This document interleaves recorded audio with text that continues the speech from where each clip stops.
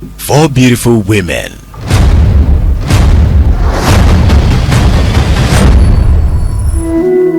The mommy's boy. Hello, Ma. Can you imagine the junk Dorcas made me for breakfast? Do you know the ratio of men to women in Ghana? It is 1 man to every 6 women.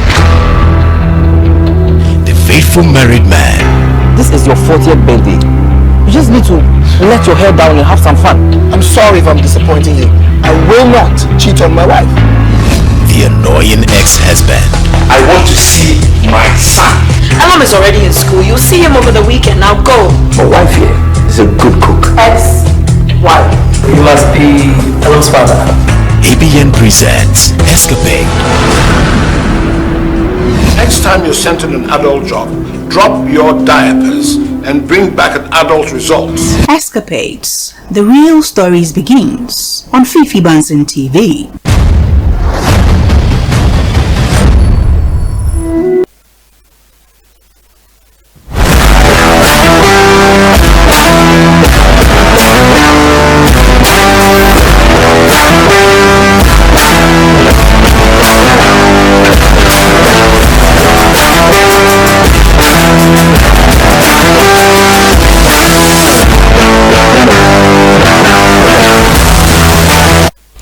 Hello and welcome to Sports Unlimited right here on Fifi Banson Television, on YouTube, on Facebook, and everywhere you can find us. Definitely just go to YouTube channel, look for the Fifi Banson TV channel, subscribe to it, press the red button on the right side of your screen, subscribe to it, and then you get all the videos that we put out there for you. This is Sports Unlimited, and today I have a very special guest in the studio with me, and we are having a conversation about Ghana football. He's been one-time Black Stars team manager before. In actual fact, in 1991, when Ghana won its very first World Cup at the junior level, he was also the team manager of the team. Yes, he's played plenty roles as far as football is concerned in Ghana. Currently, he's a GALCA chairman. When I say GALCA, Ghana League Clubs Association chairman right here in Ghana. And absolutely, they play a key role in our football development. Today we're having a crisscross conversation on everything football from his perspective. Mr. Fianoo, good to see you. The dynamite. I don't know the last time I interviewed you. It's been an ambush. I was coming, I lost my way, and eventually I got here. I never knew you were hiding here and doing your own thing. So it's a privilege to be here. Good to have you. Good to have you. Mr. Kudjoe Fianoo has seen a lot of football in this country. Yeah. A lot. When I say a lot of football, why haven't you written a book on our football? Yes, I am. Let me say hi to your cherished listeners. I had the privilege of watching some of your series. Right. So I was asking myself, so when did this thing start? And when is it going to end? Because one moment you were the dynamite at Radio Gold. One morning I woke up, Peace FM, and then you went into oblivion for some time. Then this idea of coming out with a school. Yeah. So when I saw this, I realized that as for media, it's very difficult to just leave. To just leave. But you still have some media, you know. Yes. A lot of media in you as well. Yes. You know, if you remember, people don't know you have been editor before. Yeah, they don't know when I was those popular columns. Yeah. Now that the tide has changed, I can confidently come out and say that yes. Yeah. The notorious Sebastian Beto of graphic fame, and then. There's a story about that particular name that you use for the graphic story, but I mean, you used to write those stories in the newspapers, and sports ministers were looking for you, who was writing those stories, and they didn't know. Itimensa, right? Was looking for who was writing those stories. Yes. So the first day he met you, what happened? Oh, what really happened was that there was that suspicion. And they were not sure where those things were coming from, because they were all factual. You know, even at the time I was out of the Black Stars, I had most of my young chaps in there, the Kufors, the Ahimfuls, the DS and the Gagos and the rest. So even though I was out, I was having access to some of those information, and I was using them in writing. And I remember, I think my last one was gate process in a wheelbarrow. You remember that story? That the honorable minister ordered that all the gate proceeds should be sent to the ministry. Yeah. So I captioned that bit that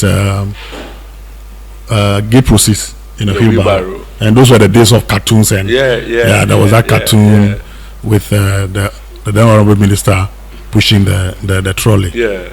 So we went to Holland to play the Dutch under Kudjoe. And Honorable Joe Agri was part of the contingent. We had our morning walkout. We came back to the hotel, and I was climbing the stairs.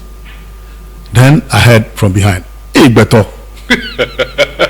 Then I turned, and he said, "Yes, now we've seen the real Beto." And who called you? Was it Elijah Jaula? I'm sure it was Jaula. Yeah, because it was something they were all looking for. Yeah. So I think when they got the clue, they did not even wait to allow me to sit down. But as I was climbing the circuit, they mentioned. So, but then Jaula really broke the ice. He realized I was frozen. Then he said, "Oh yeah, from all what he was writing were factual." And as a matter of fact, Fianoo wasn't treated well, and that naturally. So that broke the ice. Yeah. And then I had to run away from graphic. Then I went to Ghanaian Times. I had another column there, Ponko Bosiako.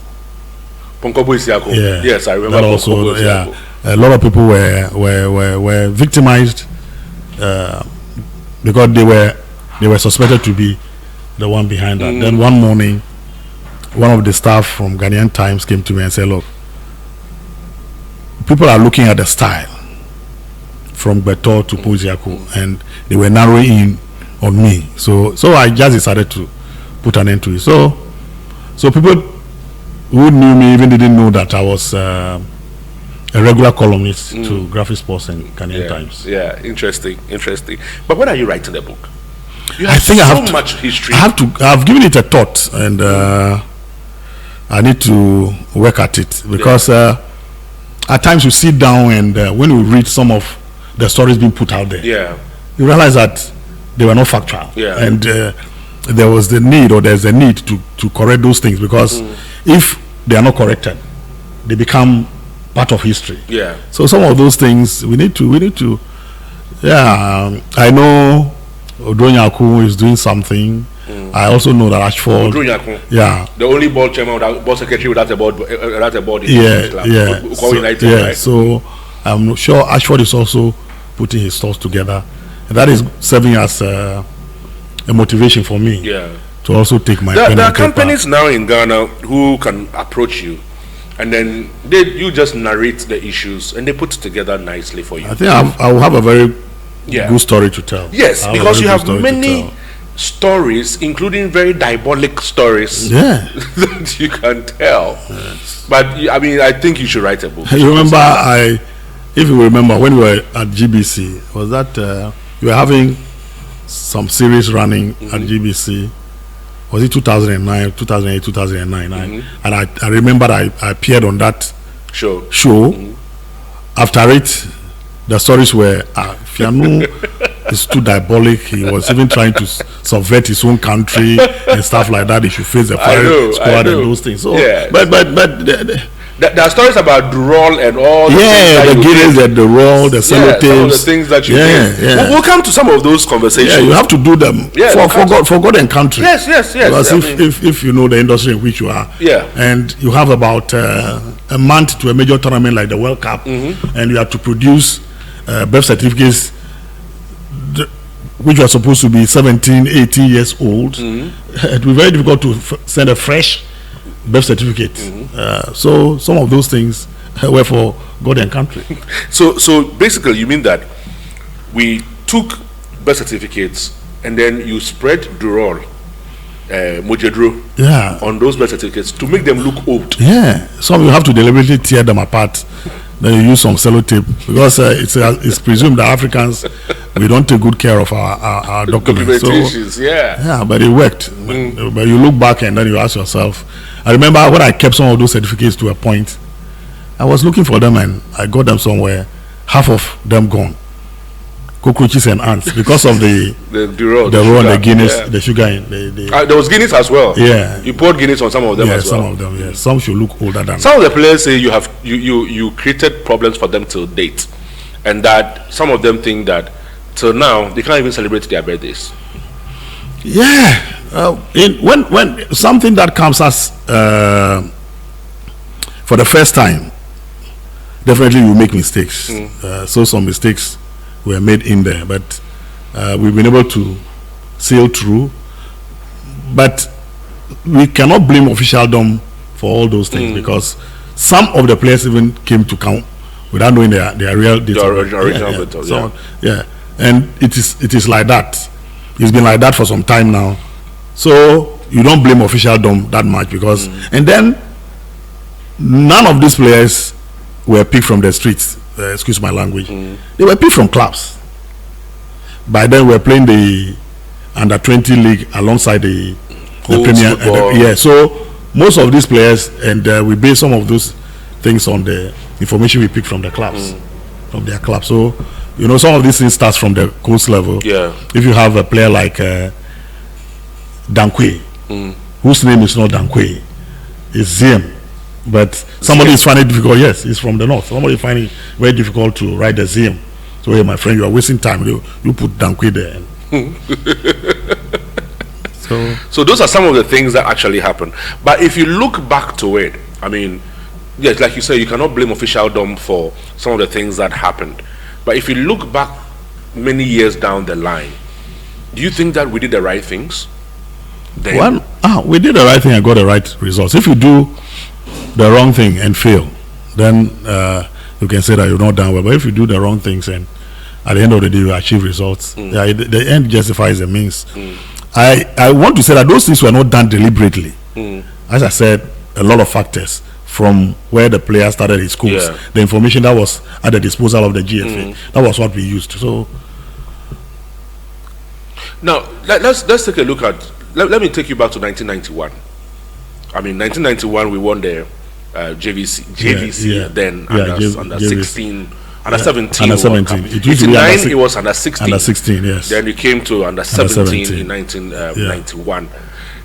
Going into that tournament, there were so many things that happened, including Okwai was the one who prepared the team and all of that, and then it was given to Afrani and to Fista to carry on and all of that. What role did Okwai play in the formation of that particular team? I joined Okwai in 1988, in August 1988, when I was working at the GNTC, when Nanaya, also the late, may so rest in peace, sent for me that I should come to the JFA secretariat then at the stadium. So I went there and he said, Fianoo, I've seen you as a smart guy, you've paid your dues, and we're looking for a young man to take care of our young players, the under 17. So I'm proposing you as the welfare officer of the Starlets. That was in 88, and under the chairmanship of Evergreen Enchujemfi. So I went and I told them I was working at a GNTC, and they said no, we as GFA, they needed my services, so they will do the needful. They will write to the management of GNTC to release me to perform that duty. So the letter came and I was released.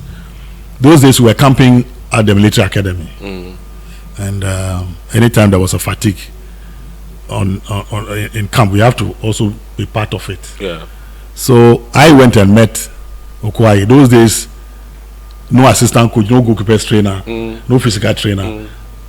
Coach Okwai was the one and doing only doing everything. So I joined them and we qualified for the World Cup for the first time. That was Scotland. Scotland 89. So we went to Scotland. No, before we went to Scotland, we went on a training tour of Brazil. Yes. And Okwai took us there. But somewhere we played our first qualifier against Sierra Leone. It was that tough. But we scaled through, and then we were to meet Cameroon. And the second leg we played in Yaoundé. Somewhere along the line, Coach Ibrahim Sunday will pass by to see our training sessions, and so Coach Sunday background of coming from Kotoko, and Kudjoe being a former Kotoko management member, and that chemistry was there. So he offered to help. So they asked that he joined Okwai. Yeah. So it was Coach Sunday and Okwai who took us to Brazil, where we met Coach, is it Campos? Yes, a Brazilian. Campos, yeah. Yeah. So he came around. So when we qualified for the World Cup, the three of them took the team to Scotland. And when we came back, Coach Okwai started with Coach Ibrahim Sunday. And then there was some mix-up somewhere. You could see them clashing on the pitch. Okwai thinking that he was the one in charge. The one in charge, and was to be assisted by Sunday. But he realized that Sunday was taking the shine. So the management quickly came in to resolve the issue. So they changed Coach Ibrahim Sunday's position to technical director. That was the first time I heard the word technical director. So they made him a technical director, and Okwai retained his position as a coach. Then one morning, we came to training at Accra Sports Stadium, and we arrived some few minutes ahead of Coach Ibrahim Sunday. Okwai was in camp with us, but Coach Sunday was coming from home. So he came. When he came, Okwai was already on the pitch. So Coach Ibrahim Sunday picked the whistle, changed, and then whistled that the team should move from Okwai to his side. Then Okwai also whistled that, look, you are the technical director. Stay there. Your job is to draw my training program for me, and then you sit there and supervise as to whether I was doing the right thing or the wrong thing. So Coach Sunday, I respect him for that. He just walked off quietly. So he came back, and there was a meeting. I think he had to leave. So they brought in, and then there was a change in management. Mr. Kudjoe resigned after Scotland. So Mr. Kudjoe came on board. So when that management came on board, I think we played a game. Was it against the same? No. We played a very tough game at Accra Sports Stadium. So after the match, Coach Afrani was brought in. So Coach Afrani and Okwai were working together. And Okwai left. I think he was moved away. And by then, Otofista was brought in as an exchange program between Ghana and Germany. I think initially he was being brought to come and head the Black Stars. But before he got here, the GFA already engaged Bukasis. So I would say that Otofista was just idling about. Okwai and Afrani qualified the team for the World 91. Yeah. Italy 91. Then before then, we went on a training tour, something. And when we came back, the decision was that Otofista would take over to be assisted by Afrani. No, to be assisted by Okwai. Oh, okay. Yeah. Around that time, there was a national sports festival going on in Tamale. And Okwai was then coaching Greater Tamale United. Yeah. So Afrani asked him to go and scout for players from there. So when Otofista came, he came and met Afrani. So they started working together. So when Okwai finished with his assignment and came down, Otofista had accepted Afrani as assistant. So Okwai had to be redeployed. Wow. So that was the story of how Okwai was taken out of the national team. Yes. So it was probably, people think that Okwai had not been treated fairly. You share that opinion? Yeah, I will share that opinion, that he wasn't actually treated well. Yes, as for coaches, as we normally say, they are journeymen they come and go. They're hired But and fired. yeah, they are hired and fired. But maybe the process is. I don't think we handled it. It was handled. In 91, when you guys entered Italy for the tournament, did you think you were going to win it? Yeah, we knew we were going to win. What really happened? We learned very Because good. there was a transition. What we were doing was that we were leaving some players behind. For instance, Sebastian Barnes was in.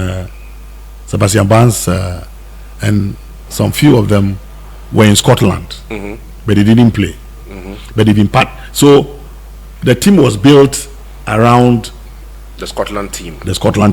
Udate, Preku, Isaac Asare, Abdul Karim Mijima. Yeah. They went. So they came back. Willie Brown and the rest. So Kufo and Co came, and Gago and Co also came and joined them. We had a very good qualification, and we started our tour of. I think we went to Brazil again. No, we went to Brazil. We came down to play Côte d'Ivoire, qualified, and went back to Brazil to prepare for the World Cup. So from Brazil, we flew to Germany. From Germany to Italy. Yeah, to Scotland. Then in 1991. Otto Pfister was then in charge. He arranged a training tour for us in Germany. So from Germany we hopped over to Italy. When we got to Germany, the results were churning out. We learned something from Brazil. When we went to Brazil, we drew our training program and the matches we had planned to play, and they told us that we should not repeat the mistake made by Cameroon. The way Cameroon qualified for the World Cup, the Senior World Cup. They were then African champions. They went to Brazil and they lined up friendly matches. They were being beaten 7-6, 5. That mentality followed them to the World Cup, a disastrous World Cup. So we also went and drew some matches. We will play Flamengo, we will play Vasco da Gama. And then they said, look, don't do that. In competitions like this, you start from the scratch. You start playing with some school children, get the winning mentality, and then as you are getting to, you progress, then you can. And that it was it. And we went to Germany, where I was convinced that we were going to win the World Cup. Was that we met Germany. That was our last friendly, and the performance I saw, we were convinced that we were going to win the World Cup. So when we got to Italy, normally FIFA will host a welcome get together. Europe. We moved from our hotel by bus. It took us about 20 minutes to the venue for the welcome event. But when we sat there, we realized that our hotel was just a stone throw. So we decided to abandon the bus and walk to the venue. We just bent the first curve, then we saw a shop, a big shop, and then we saw the trophy displayed there. As if somebody just said, ready, go. Then we started singing. Wow. We started singing and we're going round, circling around the trophy. We sang for some time. And then the boys told, we are taking this trophy to Ghana. So the confidence, the morale was there, and it was. So when we started, we never looked back. But at a point in time when we were going to play Brazil, there was some uneasiness in the camp. Yeah, and that was quarterfinals. Yeah, quarterfinals, because if you had beaten, was it Spain? Our last qualifying. Spain was finals. We played Spain in our last group. Yes. Game. If you had beaten Spain, we would have topped the group. We drew 1-1 with Spain. Yes, and we would have avoided Brazil. And when we drew, there was this hashing behind the scenes.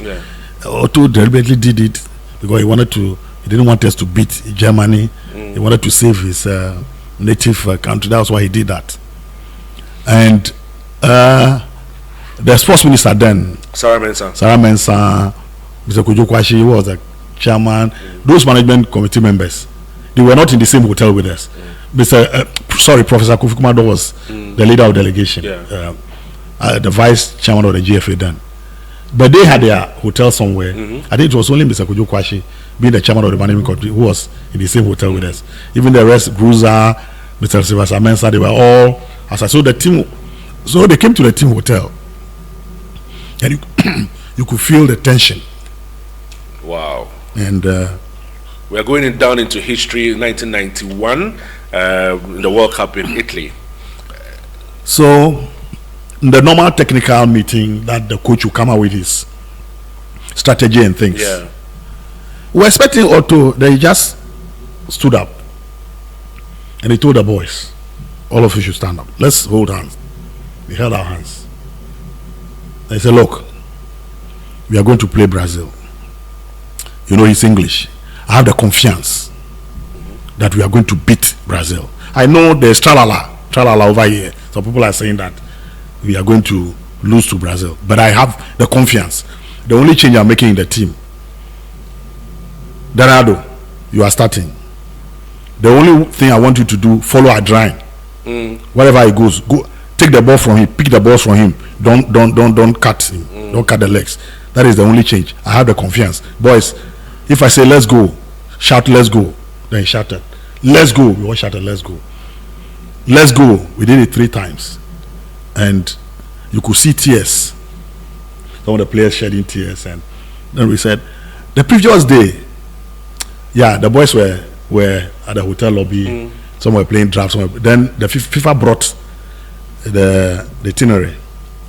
If you lose tomorrow's match, around this time, you need to pack. A bus will pick you from here to the airport. Your flight, blah, blah. So they brought that. Then the boys looked at it and said, we are not going anywhere. You better send this thing to the Brazilians. Send this thing to the Brazilians. We aren't going home. And it was taking us about 55 minutes from the hotel to the stadium where we're going to play. We left, and then what we saw was that the Brazil bus just overtook us. Then the boys said, oh, you're in a hurry to go home. You take the lady, we'll come and meet you at the stadium. And lo and behold, we beat Brazil. Yeah. And then we thought that was when Gago scored that beautiful goal. And then we all thought the semi-final was we're just going to walk over Qatar. Yeah. Qatar, we were sharing the same. Okay. Did we play Qatar or we played Oman? Oman. Yes. Is it Bahrain? I've forgotten the name. I think we played Oman. Yeah. One of those Arab. It went into extra time. Yes. And penalties. And we forgot that they were being trained by a Brazilian. And one thing was that it was only a welded mesh that divided us from where they were living. The hotels were put up initially. And most of our boys who were Muslims used to cross over to pray with them. So and I want to say this. We saw some of about 1 or 2 of their boys who used to smoke. So we felt these guys were just going to overrun them. And we got there and 90 minutes, no goals. Semi-finals, no goals. But something also happened the previous day. When we went to the training, when we were about to leave, I saw the guys, our players, playing penalty kicks. Nobody told them to play penalty kicks, but what we said was that they were challenging these goalkeepers. You cannot beat me penalty. Ali Jara, Benu, and the rest. Oh, you cannot beat me. Then they were kicking penalties. So at the point in time, I had to go and order them to join the bus. Then came the time for us to play penalties. Wow. You could realize that as if we were not prepared. So Coach Afrani came to me, Kudjoe. One of us was me about penalty. As for Otto, he was looking somewhere else. So I just picked the players because I sat and watched during the penalty shootout. So I just mentioned the names, and they brought us a paper to write the names. So I wrote the names on the paper, and then it went, and we scored. I think we scored 4. Yeah, they missed some of their who saved some, and then we went into the finals. And the finals, something interesting. It would get back to this issue of date of birth and stuff like that. When our bus arrived at the stadium, then they brought a bouquet to Alesopuku, who was then the captain. We were all wondering why that bouquet was meant for. So we concluded that it was because he was the captain.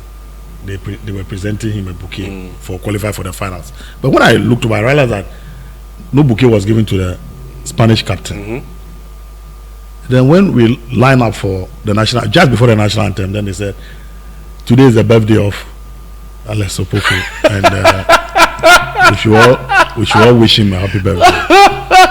Why you people didn't even know? Yeah. No, the tension and stuff. We even forgot some of our dates of birth. So that was it, and we won that game. Yeah, it was a very difficult game. Yeah, I remember Tony and all those people from Las Palmas played for the Spanish team. And we were leaving for the stadium when we were told that the late PV Obing had been dispatched by the late President Rawlings to come and give us moral support.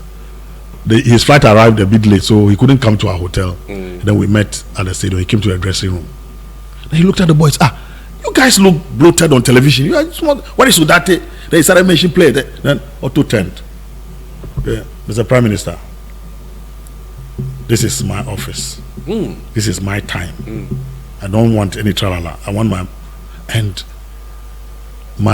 I respected the late PV Obing, but my respect for him grew to a certain level. The way he just turned around, Coach, I'm sorry, I'm being overtaken by event. Can you carry on? The way he managed it. That's typical him. Yes, a whole PV Obing. The way he his humility was something else. Yes, and it worked. We went in halftime. We didn't come round. We went in. We allowed the coach to do his beat. We came back and Dia scored that 1-0, and we came down with a trophy.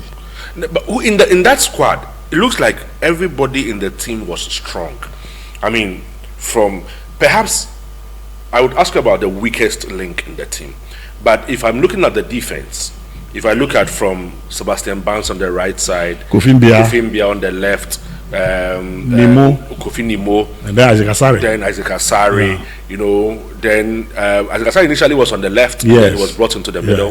Then you look at Mohamed Gago, you look at Dan Ado, then you look at Yapreko on the right side, you look at Odate Lamte, you look at Willie Brown later on, you look at Alex Opoku, you look at Emmanuel Dia.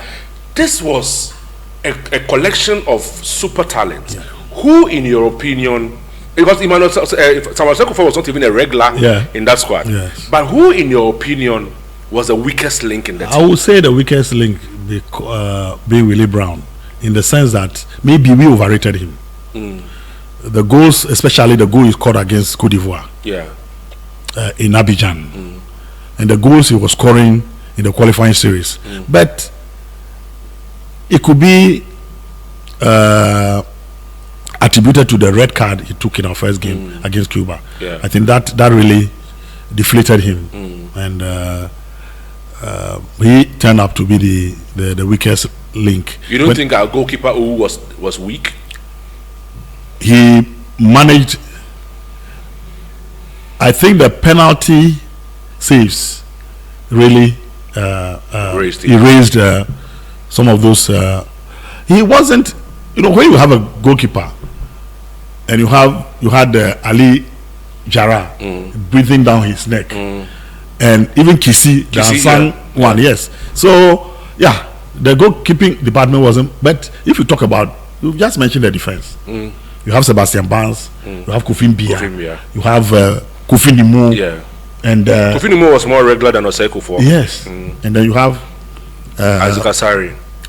Before the experience from, he was moved from the left side of defense by Anderlecht to central defense, and according to Odate and Yapreko, even there were times he was playing in front of the defense in Anderlecht. So. And then those three guys, Yao, Odate, and Isaac Asare, also had a lot of. Which player in that squad disappointed you in not becoming the world star, biggest star that we all thought could be? I think it's an open secret. Udate, yes, Udate. Was there too much pressure on him, especially after Pele made the prediction that he's the next Pele? Yeah, I'm sure, because we got to wherever we went. The focus was on him, and it even permeated into the competition. Yeah, there was one incident. You won't play of the tournament, right? Yeah, you want to play of the tournament, right? There was one, after a game, they award the best player. Yeah, you won about 2 or 3 of that. About 4. Yeah. That particular game, we felt, if not either Daniel Adu or he should have gone to the opponent. So when we came back to the hotel in the lobby, we saw the FIFA guys. They said, "Look, we are here for football, but we are also here for business. So you concentrate on your technical issues and play your game. But when it comes to marketing, Udate is the most popular player in this tournament. So we will have wished to see him mounting the podium every time to pick the JVC. So we are doing our marketing. Do your technical issues on the field, and so this is just to say the options or what happens to football in particular. You may sit behind your television, do your own analysis, and you think that this should have gone that way, but there are other motives behind or whatever goes on around the game. Let's fast forward our conversation. If you look at the current state of our football as we have now, compared to the glory days that you have seen, I mean, even from after 91, 92 went to the AFCON finals, 93 we went to the World Cup again in Australia under 20 with Augusta Hemphill and Banini and Udate and all those group again. We played Brazil in the finals, we lost. 94, 95, 96, all thereabout, we had difficulties. Tunisia out and all of that. 96 we were in South Africa, we got to semi-finals, we lost. Burkina Faso 98. You've seen a lot of our tournaments and our games and all of that. We've gone to 3 semi-finals of the AFCON. We've gone to finals, we've lost and all of that. What is wrong with us right now? If you are from where you sit as GALCA chairman, if you are diagnosing the problem of our football today from under 17 level to the top, what is wrong with us? I would want to say that we are doing things in haste. We are not planning. It's all about planning. If even you want to put up a house, you call the contractor, you just give him money. I want this thing done in 3 days. He will do it for you. But I want to take a cue from what the old Benkofi did. When Benkofi came, he drew a 4-year development plan. The 5-year development plan. A 5-year development plan. And he started from the starlets. The Michael Essians, the Don Botte, yes, those guys. And then from the under 17, they went into under 20, where the Boatins and those guys were also, John Pencil and the rest were also introduced. And they moved to the Black Stars. So you could see a systematic preparation for them. What we didn't do after that was that we didn't plan another generation to take over from them.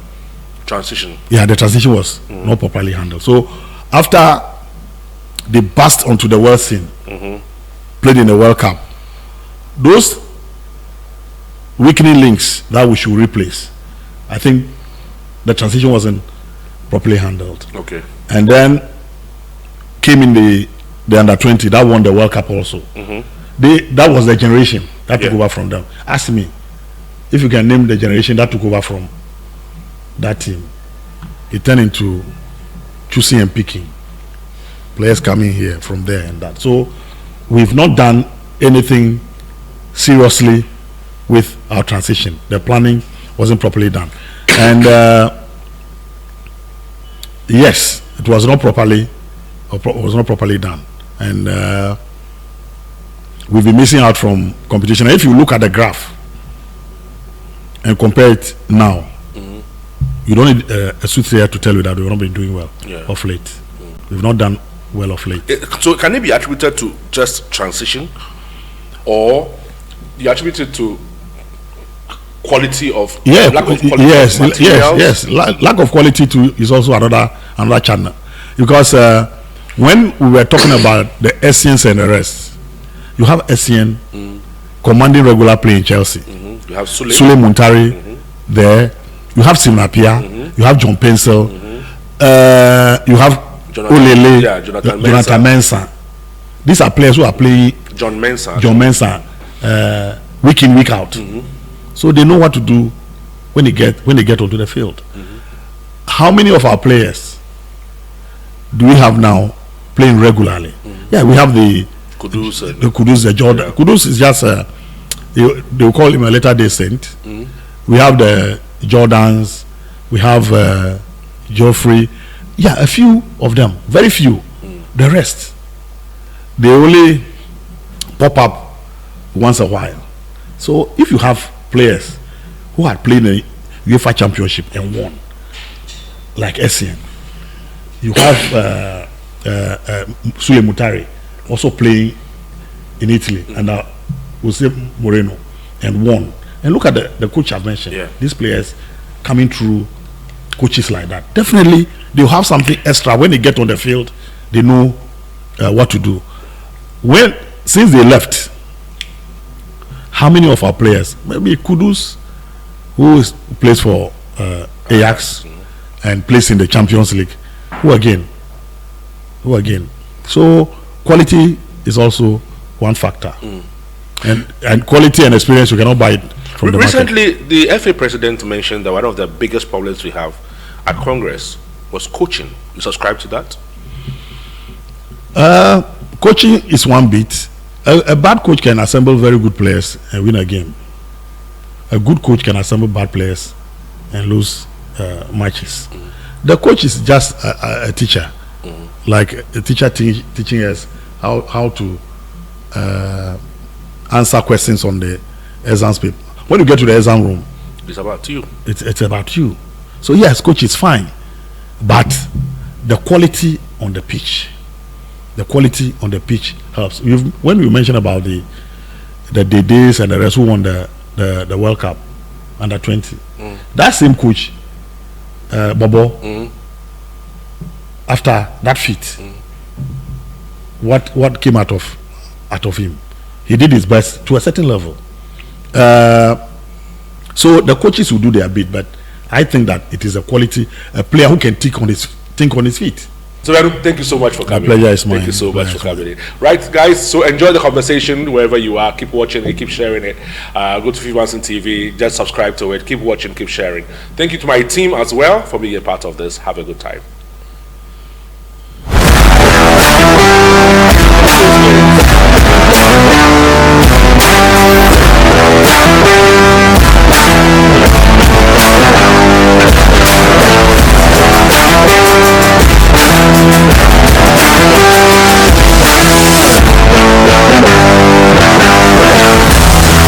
Beautiful women.